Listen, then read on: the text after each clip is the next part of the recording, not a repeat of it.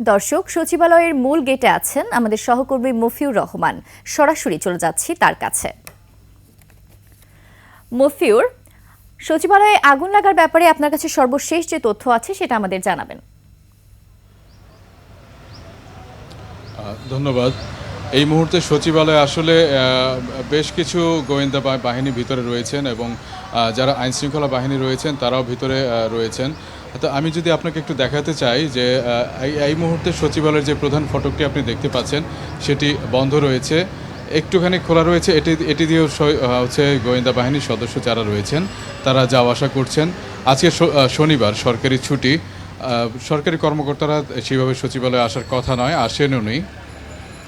ভিতরে আমরা জানতে পেরেছি ক্রাইম সিন ইউনিট রয়েছেন, এসবি, সিআইডি সহ বিভিন্ন গোয়েন্দা বাহিনীর সদস্যরা রয়েছেন।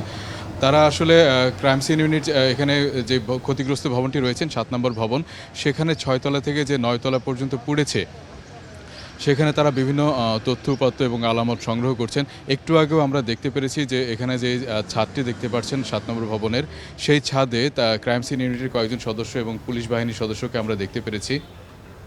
এছাড়া কিছুক্ষণ আগে আমরা কথা বলেছি হচ্ছে এখানে যে নিরাপত্তা দায়িত্বে থাকা একজন ডিএমপির ইন্সপেক্টর ফিরোজ আলম সাহেব, তার সাথে কথা বলেছি। তিনি আমাদের জানিয়েছেন যে সচিবালয়ে সমস্ত ধরনের সরকারি কর্মকর্তা কর্মচারীদের স্থায়ী এবং অস্থায়ী পাস ছাড়া সমস্ত ধরনের প্রবেশে নিষেধাজ্ঞা দেওয়া হয়েছে, সেটি তারা দেখে চলছেন। এই নিষেধাজ্ঞাটি দেওয়া হয় আসলে গত রাত প্রায় 11টার দিকে প্রেস বিজ্ঞপ্তি জারি করে এই নিষেধাজ্ঞাটি দেওয়া হয়।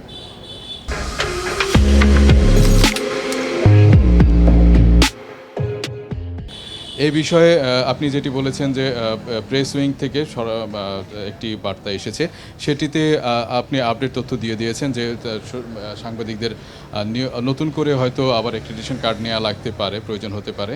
এই বিষয়ে স্বরাষ্ট্র উপদেষ্টার দপ্তর থেকে আরেকটি বার্তা দেওয়া হয়েছে।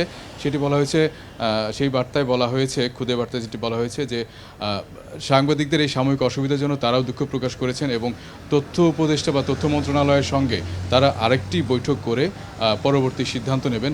সিদ্ধান্তটি হয়তো পজিটিভ আসতে পারে বলেও বার্তাতে জানানো হয়েছে আমাদের। তো এখানে সচিবালয় ভিতরে এখনও ক্রাইম সিন ইউনিট কাজ করছে এবং বিভিন্ন গোয়েন্দা বাহিনীর সদস্যরা কাজ করছেন। সচিবালয় থেকে এই মুহূর্তে এটি ছিল আমার কাছে সর্বশেষ তথ্য। ধন্যবাদ মফিউর রহমান।